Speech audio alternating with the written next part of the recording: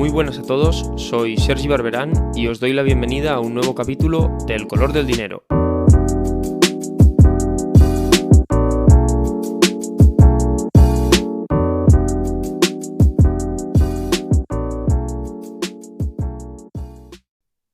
Bueno, muy buenas a todos y bienvenidos al tercer episodio de la tercera temporada de El color del dinero.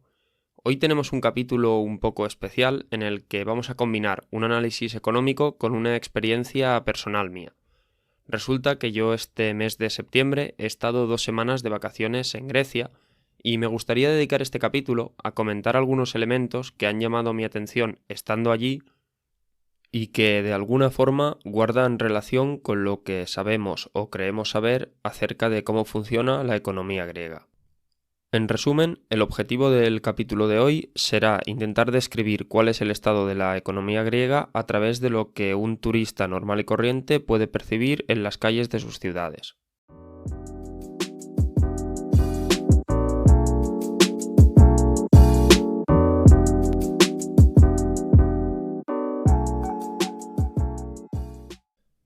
Sin lugar a dudas, lo que más ha llamado mi atención durante mi estancia en Grecia es el enorme ambiente social que existe en la calle. Esto es especialmente relevante teniendo en cuenta que yo mismo vengo de España, que es un país conocido en principio por tener un gran ambiente de ocio en sus calles. Bien, pues la sensación personal que tuve al llegar a Grecia es que allí la oferta de ocio, restauración, hostelería, etc. era muy superior a la española. Esta superioridad no era solamente una cuestión de volumen, es decir, no solo daba la sensación de que hubiese más bares y restaurantes, sino que también podía percibirse que el usuario de estos locales de restauración y ocio era el ciudadano griego en sí, no una horda de turistas como sucede muchas veces en España. Esta primera impresión, que no dejó de afianzarse con el paso de mis días allí, terminó siendo cierta, y es que si vamos a los datos podemos ver cómo, en efecto, los sectores de la hostelería y el pequeño comercio representan un porcentaje bastante importante del PIB del país, además de que emplean a un porcentaje muy importante de la población. En 2019, justo antes de la pandemia, el 27% del PIB de Grecia procedía de estos sectores y el 33% de la población griega trabajaba en alguno de ellos. En la cuenta de Twitter del programa, que os recuerdo que es @elcolordinero, podemos encontrar un gráfico que compara estos datos de Grecia con los de los países de la periferia, es decir, los países del sur de Europa que en principio tienen unas características similares a la sociedad griega. En España e Italia, por ejemplo, que son dos reconocidas potencias gastronómicas, estos sectores tienen también un peso importante en el PIB, pero bastante inferior al de Grecia. En el caso de España, un 4% menos, y en el caso de Italia, un 6% menos. En términos de población empleada en estos sectores, Grecia también se lleva el récord. Su 33% está bastante por encima de España, que no llega al 30%, y de Italia o Irlanda, por ejemplo, que apenas superan el 25%.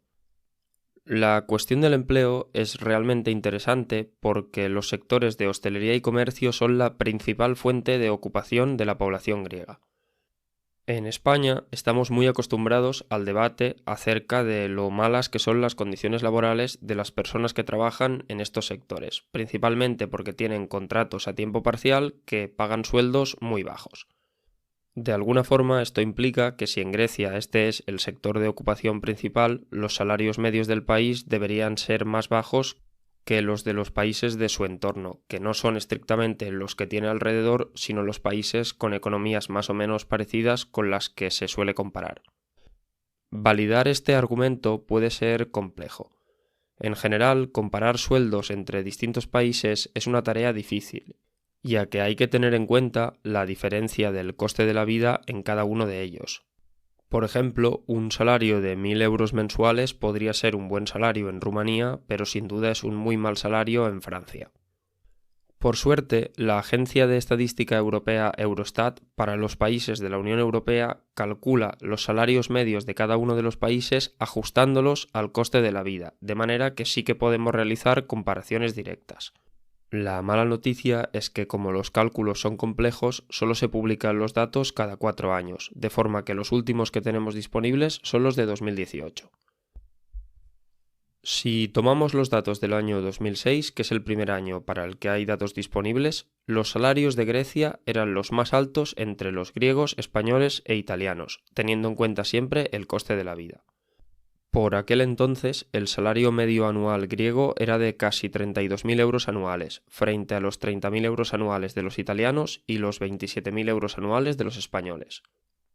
Esta superioridad, no obstante, fue un breve espejismo, y es que desde el año 2006 los salarios griegos, fruto del brutal impacto de la crisis de 2008, no han dejado de caer.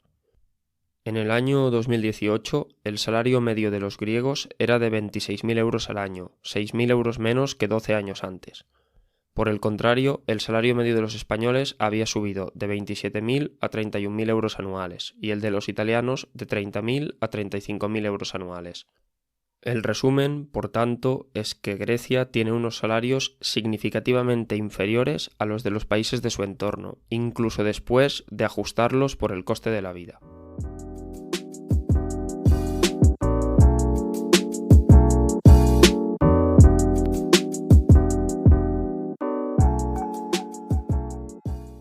Este dato, sin embargo, genera en mí una sensación paradójica.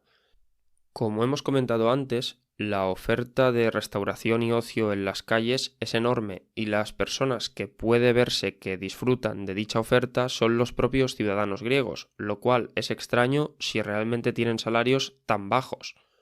Por si fuera poco, otro elemento paradójico de esta naturaleza es que si uno se fija en cómo viste la gente, hay una enorme presencia de marcas de ropa cara hasta el punto que se puede ver riders de aplicaciones de reparto a domicilio con camisas de Polo Ralph Lauren. Para intentar dar respuesta a esto, es decir, al hecho de que la gente parece gastar mucho dinero, pero oficialmente, según las estadísticas, no tiene dinero que gastar, hay dos posibles hipótesis. La primera de ellas es la hipótesis de la economía sumergida, es decir, la idea de que los griegos tienen en general empleos no declarados ante la ley gracias a los cuales consiguen ingresos extra que no figuran en las estadísticas oficiales y eso les permite llevar un elevado ritmo de vida. El problema de creer o no creer esta teoría es que la economía sumergida, precisamente porque no se declara, es difícil de medir. No obstante, en el año 2015, el Fondo Monetario Internacional publicó un estudio en el que intentaba calcular cuál era el peso de la economía sumergida de todos los países del mundo sobre su Producto Interior Bruto. En la cuenta de Twitter tenemos un gráfico que resume los resultados de este estudio para los países de la Unión Europea añadiendo una segunda variable, que es la tasa de paro que hay en cada uno de los países. Este gráfico da pie a sacar bastantes conclusiones. La primera de ellas es que los países más castigados por la crisis, que tienen más dificultades económicas, tienen niveles de economía sumergida bastante más altos que los países que no han sido tan golpeados. Para ello, basta con ver cómo los países situados más a la derecha del gráfico, es decir, los que tienen más porcentaje de economía sumergida, son los de color verde que representan los países periféricos. Como los países que atraviesan dificultades económicas suelen tener tasas de paro más altas, el gráfico también enseña una cierta correlación, no muy fuerte, entre el hecho de tener una gran economía sumergida y una gran tasa de paro. Para el caso concreto griego, la tesis sí que se cumple a la perfección. Es el país con mayor tasa de paro y el tercero con mayor economía sumergida. Si tenemos en cuenta que los dos que le superan son Chipre y Malta, dos estados muy pequeños, podemos de alguna forma decir que es el país con más economía sumergida. Estos datos parecerían dar respuesta a la contradicción que el turista encuentra cuando viaja a Grecia, que es que sabiendo que tienen unos de los salarios más bajos de la Unión Europea, encuentra allí un ritmo de vida que parece difícil de cuadrar con un presupuesto modesto. Pero, ¿y si la explicación de la economía sumergida solo fuese una parte de la solución al problema?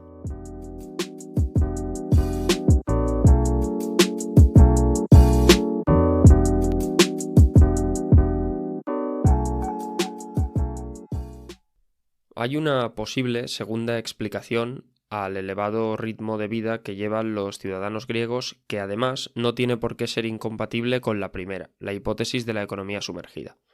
Esta segunda idea es bien sencilla y no es otra que la posibilidad de que tal vez los ciudadanos griegos no ahorren dinero, es decir, gasten todo lo que ingresan en su día a día.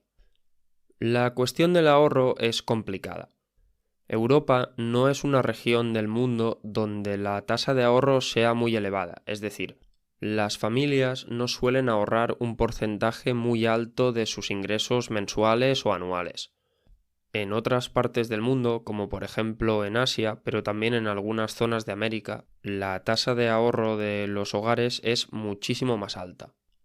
Aún así, es decir, teniendo en cuenta que Europa ya es de por sí un continente donde se ahorra poco, el ahorro de las familias griegas es bajísimo. En la cuenta de Twitter podemos encontrar un gráfico donde se compara para los años 2000 a 2020 la tasa de ahorro de Grecia con la de otros países europeos. En España, por ejemplo, que ya tiene una tasa inferior a la media de ahorro de la Unión Europea, la tasa está más o menos entre el 10 y el 15% del PIB en función del año. Esto significa que si cogemos todo lo que ahorra cada uno de los hogares españoles y lo sumamos, este total de ahorro representa el 10-15% de lo que España produce en un año. Bien, pues para el caso de Grecia, esta misma tasa ha estado en negativo desde el año 2010 hasta ahora, exceptuando algunos trimestres. Esto significa que ya no es solo que los griegos ahorren muy poco porcentaje de sus ingresos, como sucede con los españoles o los italianos, sino que ellos sistemáticamente gastan cada trimestre más de lo que ingresan. De hecho, parece que solo la pandemia, que ha obligado a cerrar buena parte de estos locales de ocio y restauración a los que los griegos acuden, ha sido capaz de conseguir que los griegos mantengan una tasa de ahorro positiva durante más de 2 trimestres consecutivos.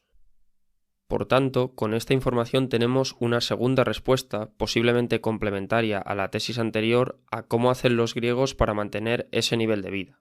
Bien, pues esencialmente lo hacen viviendo a crédito, es decir, endeudándose y gastando más de lo que ingresan continuamente.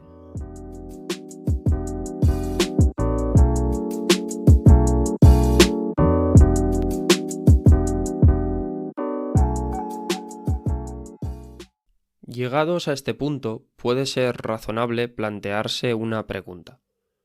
Ya hemos visto que los ciudadanos griegos mantienen un nivel de vida superior al que sus ingresos regulares les permite. Superar esta contradicción solo es posible gracias a 1. Endeudarse constantemente y 2. Tener trabajos no reconocidos que les permiten conseguir ingresos extra. Bien, pues si este es el modus operandi de los ciudadanos griegos, ¿no tiene sentido que el Estado, que es el órgano que tiene que gobernar y representar los intereses de los ciudadanos, actúe de forma parecida? La respuesta, naturalmente, es que sí, y es que muchas veces los políticos simplemente son reflejo de la sociedad que los elige. Grecia es, a día de hoy, el país más endeudado de Europa. Si sumamos lo que deben sus familias, lo que deben sus empresas y lo que debe su gobierno, suma el 300% del PIB, es decir, 3 veces más de lo que producen en un año. De este 300%, 2/3 partes corresponden a deuda pública, es decir, deuda del Estado, y la otra tercera parte se reparte entre hogares y empresas privadas. Podría decirse que este dato es ventajista, puesto que Grecia actualmente tiene las secuelas de la brutal crisis que pasó en el año 2008. Pero en la cuenta de Twitter tenemos un gráfico que muestra cómo ha ido evolucionando el peso de la deuda total de los griegos desde el año 95 hasta hoy. Allí puede verse con claridad cómo mucho antes de la crisis, cuando la economía griega marchaba a plena velocidad, el país ya estaba muy endeudado y particularmente el gobierno ya debía el 100% del PIB. Además, no hay que olvidar que la cifra actual del 300%, que es altísima, podría haber sido todavía mayor de no ser por las reestructuraciones y quitas, es decir, perdón de la deuda que Grecia vivió en los años de 2012 a 2015. ¿De quién es la culpa de la crisis? De Grecia. ¿Cómo hacen los griegos para derrochar nuestros buenos euros? Miren lo que compran. Ni un céntimo para Grecia. La culpa es suya. No necesitan nuestra ayuda. El griego nos mendiga nuestros millones. ¿Quién puede creer todavía a los griegos? No nos tomen por idiotas. Salven el euro. Sin el euro todo ha terminado. No, nada de miles de millones de euros suplementarios para los griegos glotones. Con ruidosas portadas y más de 2 millones de ventas diarias, el diario alemán Bild es el principal configurador de opinión en Alemania. Estos son algunos de los titulares del tabloide que desde 2000 mantiene una guerra abierta contra Grecia. Realizar un análisis justo de la situación económica griega es complejo, porque como bien describe Pablo Iglesias en este vídeo del programa Forte Apache, del que era presentador antes de dedicarse a la política, porque importantes medios de comunicación de países muy influyentes en la Unión Europea se dedicaron a difundir tópicos populistas para deteriorar la imagen de los griegos y poner más fácil el apoyo de la ciudadanía europea a las brutales medidas de ajuste a las que Grecia fue sometida. Aún así, la precaución de no difamar gratuitamente a los griegos no debe hacernos tratarles con indulgencia. Grecia es un país extraordinario para visitar, con unas gentes con carácter muy acogedor y un claro sentimiento mediterráneo. Al mismo tiempo, es un país en el que es muy fácil apreciar la contradicción brutal que atraviesa, como mínimo, en materia económica. Se trata de una sociedad festiva, alegre y hasta un cierto punto ostentosa, que al mismo tiempo tiene los salarios más bajos, la tasa de paro más alta y la economía sumergida con mayor peso de toda la Unión Europea. El único elemento que permite que la rueda siga girando es el crédito, es decir, el endeudarse constantemente, y aunque resulte paradójico, no parece que ni la actitud ni la práctica de ciudadanos y gobierno haya cambiado lo más mínimo después de la crisis de 2008.